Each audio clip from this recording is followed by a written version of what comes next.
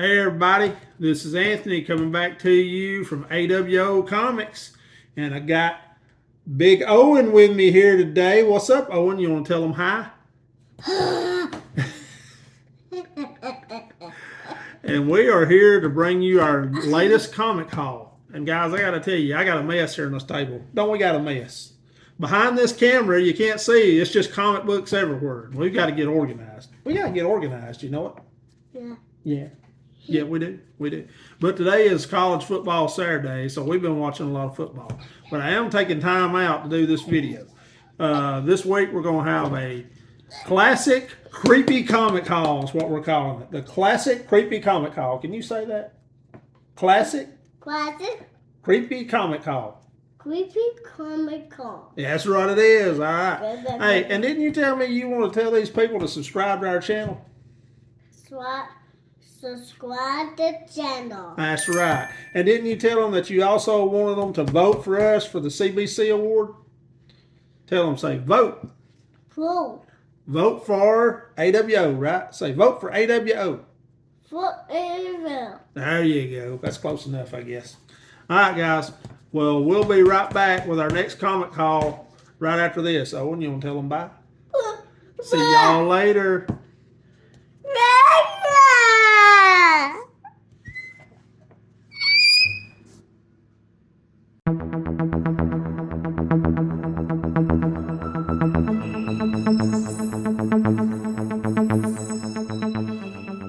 Hey guys, this is Anthony back with you here at A.W.O Comics. It's been a busy week here at the McWhorter household. We've been trying to get the house a little organized and do a little bit better, trying to organize my comics. We just had a real mess with comics, just trying to keep them organized and stuff. And it can be a problem sometimes if people collect. They know space, and sometimes it just gets to be a hassle of where to keep them and where to put them. And I keep most of mine in my walk-in closet, and I've got a little corner here of the bedroom that I keep everything in. But I think eventually what I'm thinking about doing is finishing the garage up and making me like a man cave out there, and it's going to be basically a comic book room and just kind of my, I guess you'd say, a man's den, I guess. But that's the plan. We'll see if we ever bring it to fruition. But until then, we're just going to keep servicing right here as we have been. And we're going to be doing a comic haul this week. And you listen to the intro. It's called the Creepy Classic Comic Haul. And this is a haul that I got a while back. It's probably been a couple of months I've had it. And I just haven't gotten to it. And I was kind of waiting closer to Halloween to show some of these books. But this one is basically just a lot of Bronze Age horror, the few late Silver Age, on the cusp of Bronze Age. But they're really cool books. And what I like about these books is the covers are just really, really good. These are mainly a lot of reprint books because Marvel did a lot of reprint stuff. I have some DC in there as well. And we'll get started, and I'll just let you see some of these books right here. This one right here, this first one is Crypt of Shadows. And let me go ahead and fix this tripod. I promise, folks, I have a new tripod bought.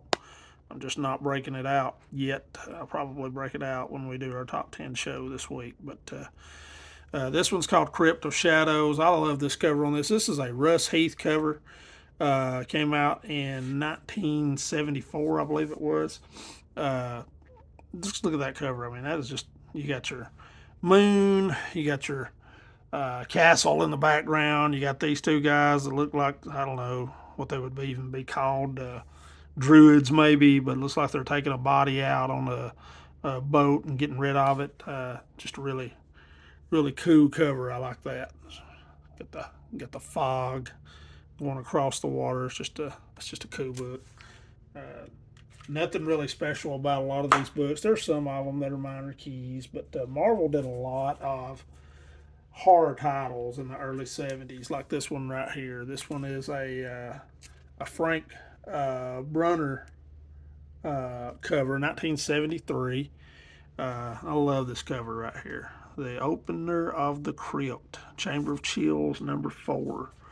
And this is based on Edgar Allan Poe novel, so that's pretty cool. Or maybe it's a short story.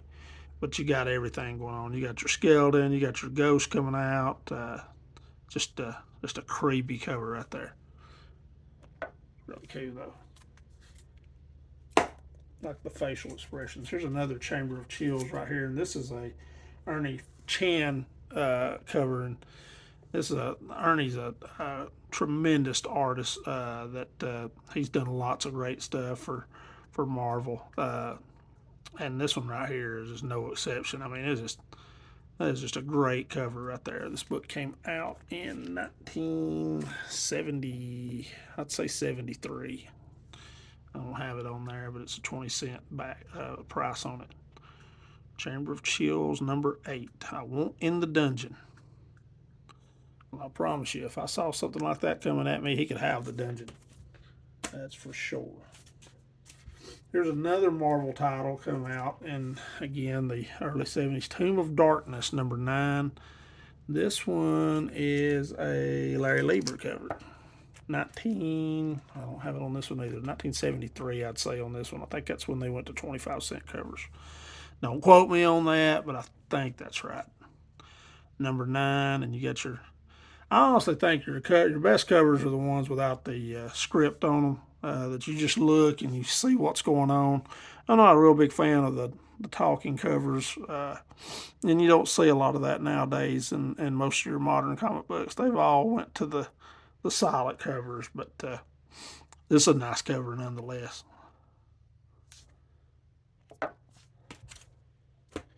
This next one is another title that Marvel came out with, and most of these are reprint books. Just another Larry Lieber cover right here. Uncanny Tales from the Grave, number 7. And Lieber's style kind of resembles Jack Kirby. I thought this was a Kirby cover to start with, but I looked and it was a Larry Lieber cover. And this is a neat little vampire cover right here.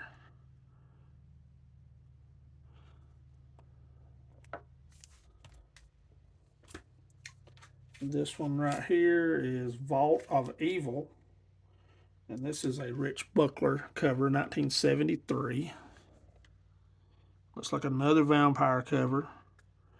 And it looks like this guy's got a tough decision right here. Looks like this vampire is his brother, and she's attacking this girl, and he don't know if he can kill the vampire or not because it's his brother.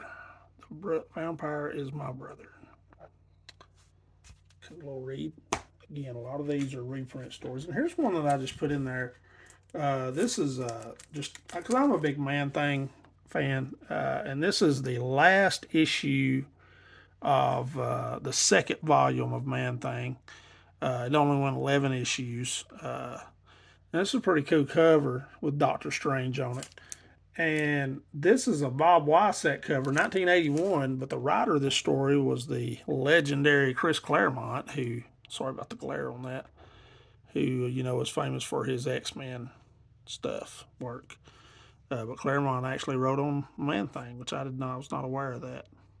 It's really cool. Last issue of Man-Thing.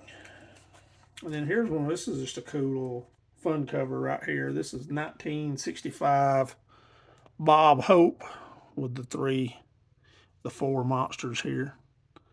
I think this is a fairly little expensive book. Most of these Bob Hope books are around about $30-$35 in high grade. This would probably be mid grade, I would say. It's not terrible, but it's not pristine by no means. And then we've got a Witching Hour, number 23, from 1972. And this is a Nick Cardy cover. And Nick Cardy did a lot of Witching Hour covers and a lot of horror work for DC as well. Really good artist. And I love this cover right here. Come share my shroud. It would be really wild to go home to your hometown and everybody's a ghost. I think I'd just get back on the train myself. And then we've got some more famous artists. These are a little bit more well-known guys. This is Tomb of Darkness, number 12, with Gil Kane Gil Kane did so much work for Marvel and DC. He did work on Flash at the end of the run with DC. Spider-Man. I mean, he's pretty much done it all. And he's the cover artist right here on this cool vampire cover. And this almost looks like Tomb of Dracula, except for the green. He's got the red flowing like a robe or cape, I guess you'd say. Cool cover. And then another Gil Kane book right here. And this is a small key right here, a minor key. The Living Colossus. And I think it's the first appearance of Fu Fang, number 23. And that's a cool Gil Kane cover right there. With the scale that he does on that. It's just really cool. I mean, it looks really realistic to this guy coming up out of the smaller vehicles. And you got the scale back here. That's really cool. And then we've got some Luis Dominguez right here, who did a lot of weird mystery tales. And this cover right here is just, I mean, that's a horrifying cover. I've always had a fear of drowning anyway. I think that's probably the worst way to go, at the bottom of the ocean floor. But this one right here is number 10 and came out in 1974. Cool little underwater cover there. Luis Dominguez. I got another weird mystery tales he did, and this one right here has got the Dominguez cover and a double whammy. You got the legendary Tony DeZuniga with the interior arts on this one. I love DeZuniga's work on Jonah Hex. And actually, DeZuniga had work, and I had forgot about this. DeZuniga did work on Iraq, Son of Thunder as well. Lots of Iraq books as well. He just has a great. He's one of my favorite interior cover artists, interior book artist, and cover artist. DeZuniga is just really good. I just like his style. And then we got Mike Kaluta here in 1973 Dark Mansion. Another great little artist right here. And this is a great cover right here. A man who waxed and waned. Probably a pretty cool story. I might have to read this one. And then we've got another Kaluta cover. And this one has the great Jim Aparo interior as well. And this is the Phantom Stranger meets the Spawn of Frankenstein. I guess they combined a lot of the Phantom Stranger books had the two stories to start with the Phantom Stranger and then the Spawn of Frankenstein as the second story. And it looks like they combined the two right here. I've not read a lot of this Phantom Stranger stuff, but this is a great Mike Kaluta cover with and Jim Aparo has done wondrous Batman work that I have seen. So that's really cool. Then we go to the great Bernie Wrightson, who's just a great horror cover guy, just a great artist. And this is Chamber of Darkness 8. Let's see, he signed it right here. 1970, I think, on this one. Let's see. Yep, 1970. Chamber of Darkness number 8, Bernie Wrightson. Beast that walks like a man. And then you got another Wrightson cover right here, Swamp Thing number 8. His Swamp Thing covers. Wrightson does Swamp Thing better than anyone. I mean, the guy's just a great artist. Just a great artist. But yeah, that's just a great book right there. Great cover. And then another Bernie Wrightson, House of Mystery with Voodoo Vengeance. You got everything going on in this cover right here. You got a church, you got a wolf chained, they're carrying a body in, and the guy here is behind a tombstone trying to hide. This is one of those silent covers. That's what makes it good. Just trying to figure out what's going on here. And then we've got the legendary Neil Adams right here on Phantom Stranger number. What number is that? I'm sorry, guys. My eyes aren't what they used to be. Phantom Stranger number 8, and that's from 1970. Again, Neil Adams was probably doing some Batman at the same time right here. That's what he's most famous for, is his Batman, Superman work. But he did some horror covers as well, and Phantom Stranger is one of them. This is a great cover. It looks like you got a snow monster just attacking a ship, or an ice monster, I guess. And you got the Phantom Stranger back here. Cool book. The Ice Giants. And then we get into some fear, and you got, man, this cover right here has got 2 Hall of Famers on it, Jack Kirby and Steve Ditko on the cover art right here. And I think Ditko did the interiors on this. This is Zutak,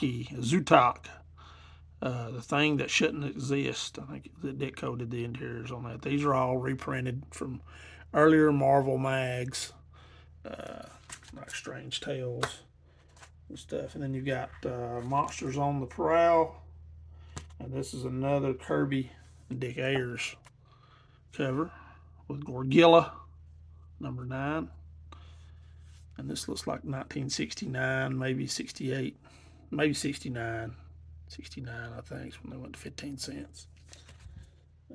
Could be 70.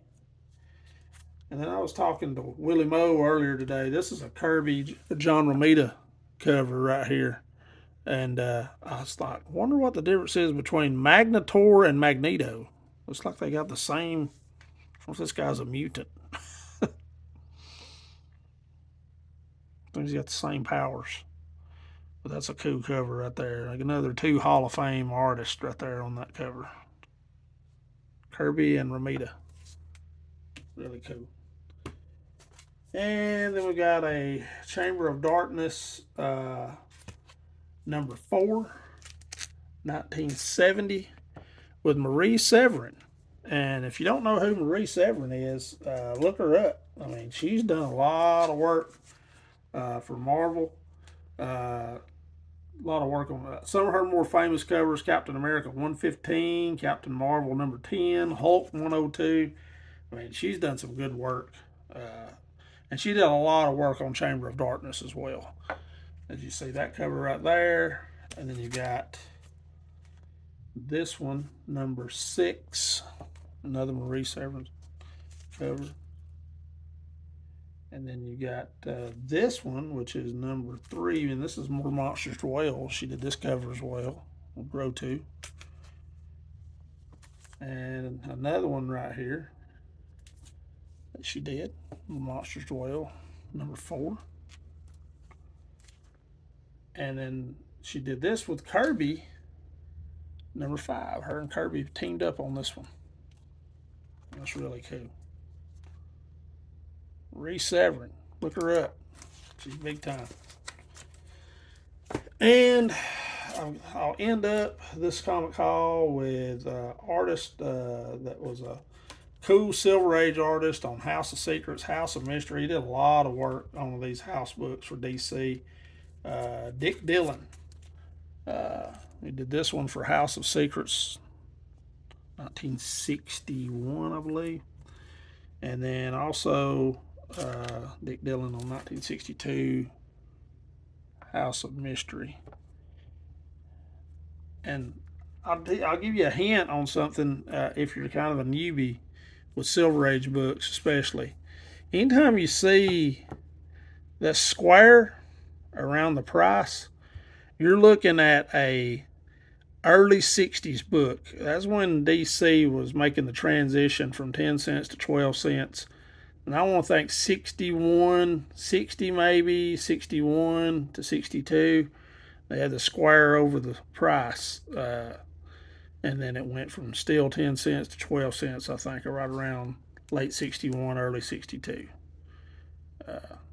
So that's just kind of a little novelty tip if you're out there looking. You see that squared 12 cents, it's going to be early 60s. majority of the time with a DC title. All right, guys. Well, that's going to be it for our comic haul this time. Hope you guys enjoyed it. Some really cool covers and really cool cover artists that we talked about in this one. And again, I love these horror books. And as we get closer to Halloween, you're going to see a lot more horror books. I've been saving quite a bit.